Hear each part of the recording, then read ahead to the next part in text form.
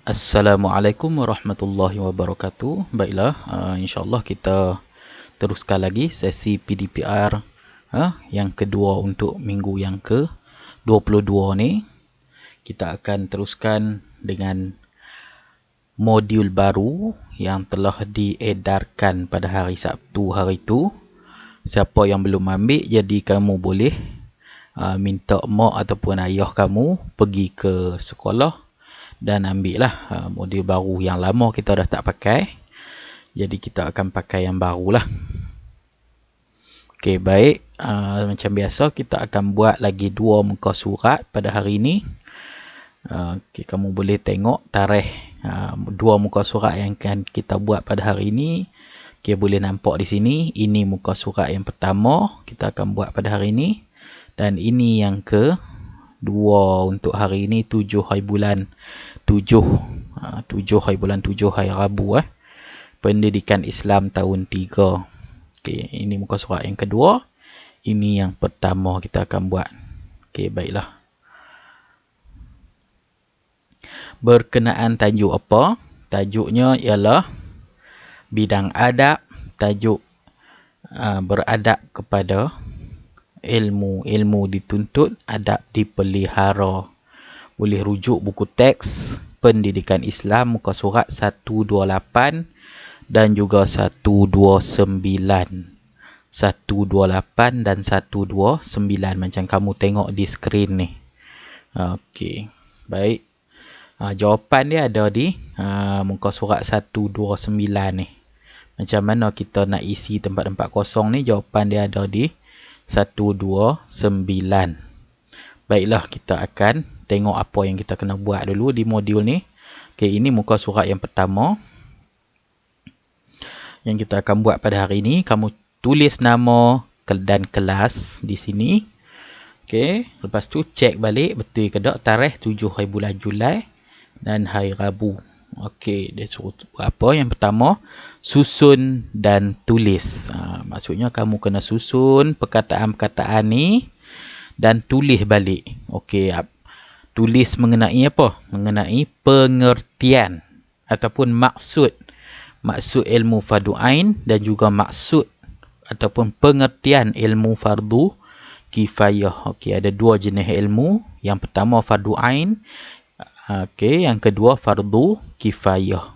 Okey, apa tu fardu ain? Kamu kena tulis balik di sini, dan juga fardu kifayah boleh tulis di sini. Okey, yang atas ni fardu ain. Ini ya, fardu ain yang atas, yang bawah fardu kifayah. Okey, baik. Di mana kita nak ambil ni? Okey, kita boleh ambil di muka surat 129. Okey, baik. Zoom sikit. 129.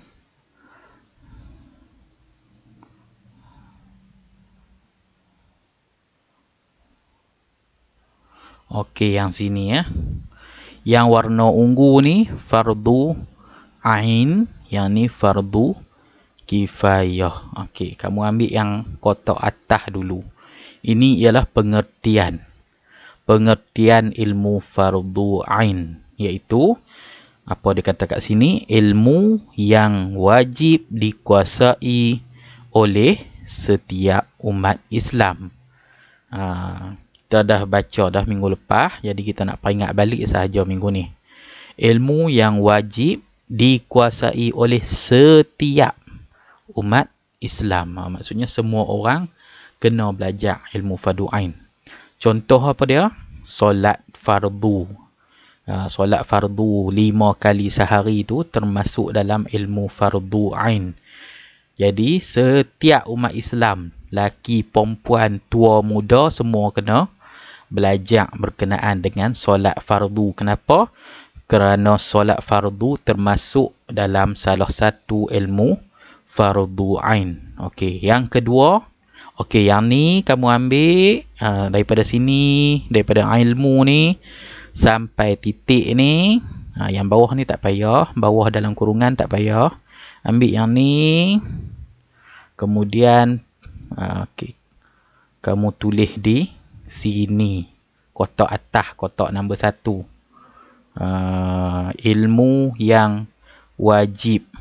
Dia dah tolong tulis dah. Jadi kamu potong ilmu yang wajib. Okey, 3 dia dah tolong tulis dah. Kamu sambung sahaja. Lepas perkataan wajib ni, sambung. Tengok sini, yang sini ya. Sambung daripada sini. Dikuasai oleh setiap umat Islam sampai titik sahaja. Ambil, kemudian salin balik di sini, di kotak nombor 1.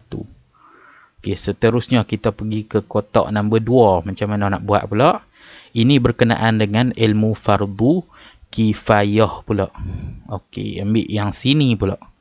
Ilmu fardu kifayah yang color merah ni. Okey, apa yang dia tulis di sini? Ilmu yang wajib dikuasai oleh sebahagian umat Islam. Yang tadi setiap. Maksudnya yang fardu ain tadi setiap. Bila dia kata setiap, maksudnya semua orang. Yang ni sebahagian. Okey, bila sebahagian ni, bukan semua orang yang kena belajar ilmu fardu kifayah. Okey, apakah contoh dia? Contoh ilmu fardu kifayah ialah solat jenazah. Itu contoh ilmu fardu kifayah. Okey, sekali lagi kita baca ilmu yang wajib dikuasai oleh sebahagian umat Islam. Yang tadi setiap umat Islam kena kuasai fardu ain. Fardu kifayah sebahagian sahaja yang kena menguasai, yang kena belajar. Okey, baik. Ambil yang dalam ni daripada sini. Baris 1, baris 2. Kemudian tulis di sini. Yang dia tolong tulis bagi dah. Kamu cari balik di sini, potong. 3 perkataan. 1, 2, 3. Carilah 3 di sini. Yang dia tolong tulis dah, kamu potong. Kemudian kamu tiru di sini lah, rujuk di sini. Okey, baik. Selesai dah muka surat yang pertama. Sekarang kita tengok pula muka surat yang kedua. Sama juga, tulis nama, tulis kelas sebelum mula buat latihan. Okey. Ini kita nak ambil di mana? Okey, kita nak ambil jawapan dia di mana? Okey, kita tengok dulu keseluruhan muka surat ni. Dia bagi berapa pilihan jawapan? 1, 2, 3, 4, 5, 6, 7, 8. 8 pilihan jawapan untuk kamu prasing. 4 letak belah sini, 4 letak belah sini. Okey. Ini apa yang sebelah kanan ni? Yang ada kuning-kuning duk bergerak ni, apa dia? Kepentingan ilmu fardu ain. Okey, yang sebelah kanan kita tahu dah fardu ain, kepentingan dia. Yang sebelah kiri pula fardu kifayah. Sini kepentingan ilmu fardu kifayah. Jawapan dia campur aduk 8-8 ni. Tapi kamu kena pilih 4 dan letak di tempat fardu ain. Belah kanan fardu ain, belah kiri fardu kifayah. Ambil 4 letak sini, 4 letak sini. Okey, macam mana nak ambil 4 tu? Kamu boleh tengok di sini. Okey, di sini ya. Kamu ambil yang 4 ni, letak belah kanan. Okey. Ambil yang 4 ni, letak belah kanan. Okey, kita cari yang sama. Kamu rujuk buku teks. Okey. Kita nak buat yang belah kanan dulu. Okey, yang pertama apa dia? Melaksanakan perintah Allah dengan sebaik-baiknya. Okey, tu kepentingan ilmu fardu ain yang pertama, melaksanakan perintah Allah dengan sebaik-baiknya. Sebab tu kita kena belajar. Sebab kita nak laksanakan perintah Allah dengan sebaik-baiknya, dengan betul, dengan tepat. Kalau kita tak belajar, kita nak tahu mana sembahyang subuh 2 rakaat, zuhur 4 rakaat dan sebagainya. Jadi kita kena belajar. Okey, itu salah satu kepentingan ilmu fardu ain ialah melaksanakan perintah Allah dengan sebaik-baiknya. Okey, ambil cari yang macam ni juga. Cari di sini. Kat mana ada tak? Melaksanakan. Sini dah jumpa. Melaksanakan perintah Allah dengan sebaik-baiknya. Potong dan tulis di sini. Okey, selesai dah yang pertama. Okey. Seterusnya tengok pula yang kedua. Membentuk peribadi yang sempurna. Membentuk peribadi yang sempurna. Okey, kita pun ambil lah yang nombor 2 ni. Masukkan di kotak bawah ni. Okey, kemudian potong. Mana membentuk peribadi yang sempurna? Sini. Membentuk peribadi yang sempurna. Okey, potong. Tulis di sini. Okey, begitulah nombor 3 pun sama. Ambil sini dan salin di kotak nombor 3. Nombor 4 ambil sini di buku teks dan salin di kotak nombor 4. Begitu juga yang sebelah kiri, iaitu kepentingan ilmu fardu kifayah. Okey, kita baca yang nombor 3 fardu ain. Menegakkan syiar Islam. Menegakkan syiar Islam. Syiar tu apa? Syiar tu maksudnya ajaran-ajaran Islam. Sebab tu kita kena belajar lah. Ilmu fardu ain ni. Kalau tak belajar, kita nak tegakkan macam mana ajaran Islam. Apa dia ajaran Islam? Rajin baca Quran. Jangan mencuri. Hormat ibu bapa dan sebagainya. Itu semua ajaran-ajaran Islam. Kalau kita tak mengaji, kita tak belajar berkenaan dengan cara nak baca Quran macam mana, jadi kita nak tegakkan syiar macam mana. Jadi sebab itulah kita perlu wajib mempelajari ilmu-ilmu fardu ain seperti solat, sembahyang, baca Quran, puasa dan sebagainya lah. Okey, ilmu kepentingan. Kenapa? Kepentingan ni kenapa kita kena belajar lah. Senang cerita. Kepentingan ni, kenapa kita kena belajar benda tu. Okey. Kepentingan yang keempat ialah hidup bahagia dan sejahtera. Hidup bahagia dan sejahtera. Okey, bila kita menguasai ilmu fardu ain, kehidupan kita sebagai orang Islam akan bahagia dan sejahtera lah. Itu kurniaan ataupun ganjaran yang Allah bagi untuk orang yang belajar ilmu fardu ain dengan bersungguh-sungguh. Okey, baik. Selesai bahagian kepentingan ilmu fardu ain. Kita ambil yang ni 1, 2, 3, 4. Isi sama juga sebab yang ni dia duduk belah kanan kan. Ni kanan, ni kiri. Sebab dia duduk belah kanan, 4 ni kita pun ambil isi di kotak sebelah kanan. Ni kotak kanan. Ini kotak kiri yang ambil isi di kotak kanan. Okay, sekarang nak tengok pula kotak sebelah kiri ni ada 4 juga. Jadi kita akan ambil 4 ni. Isi di kotak kiri. Okey, nombor 1. Mewujudkan, ini kepentingan ilmu fardu kifayah pula. Fardu kifayah ni tidak semua orang perlu menguasai lah. Sebahagian sahaja. Yang ungu ni fardu ain, semua kena belajar. Yang merah ni fardu kifayah, tidak semua orang kena belajar. Sebahagian sahaja. Okey, kenapa ilmu fardu ain, fardu kifayah ni penting? Yang pertama, mewujudkan masyarakat yang bekerjasama.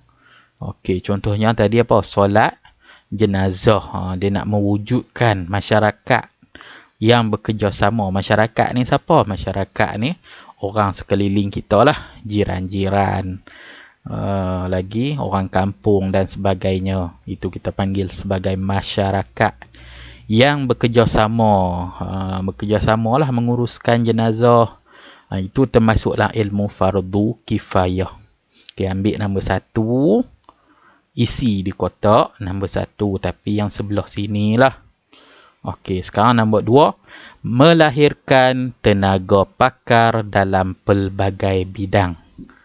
Okey, fardu kifayah ni kepentingannya melahirkan tenaga pakar dalam pelbagai bidang. Contohnya apa? Contohnya ilmu perubatan. Belajar nak jadi doktor. Takkan semua orang kena belajar jadi doktor. Jadi sebahagian sahaja. Tapi kena ada jugalah. Tak boleh tak ada langsung. Sebab tu bila kita tengok, ada juga doktor-doktor pakar yang orang Islam kita jadi doktor pakar. Itu yang dikatakan melahirkan tenaga pakar dalam pelbagai bidang. Okey, ambil nombor 2, isi di kotak nombor 2. Okey, sekarang nombor 3, meningkatkan ekonomi negara. Belajar ilmu fardu kifayah ni kerana apa? Untuk meningkatkan ekonomi negara. Macam mana nak tingkatkan ekonomi negara? Maksudnya ada sebahagian daripada kita yang dia belajar sampai boleh jadi usahawan, buat bisnes dan sebagainya. Jadi dia dapat meningkatkan ekonomi negara. Bila dia kaya, dia akan bayar zakat yang banyak. Jadi dengan duit zakat tu dapat meningkatkan ekonomi negara. Jadi tak semua orang jadi usahawan, jadi businessman dan sebagainya. Sebahagian sahaja. Itu yang dikatakan fardu kifayah. Bila sebahagian sahaja, kata kunci dia ialah sebahagian. Sebahagian ni maksudnya bukan semua orang lah. Okey, dan kepentingan yang keempat, umat Islam bertambah maju. Umat Islam bertambah maju. Okey. Bila orang Islam ada yang jadi pakar perubatan, ada yang jadi businessman dan sebagainya, maka secara tidak langsung umat Islam pun akan bertambah majulah. Orang akan tengok, hebat orang Islam, hebat.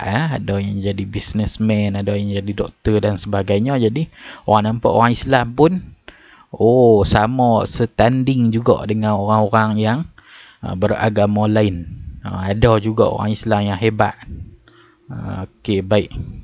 Ambil 4 ni. 1, 2, 3, 4. Isi di mana? Isi di sebelah kiri. Okey. Kepentingan ilmu fardu kifayah. Okey, baiklah. Itu sahaja untuk hari ini. Sekian. Wassalamualaikum warahmatullahi wabarakatuh.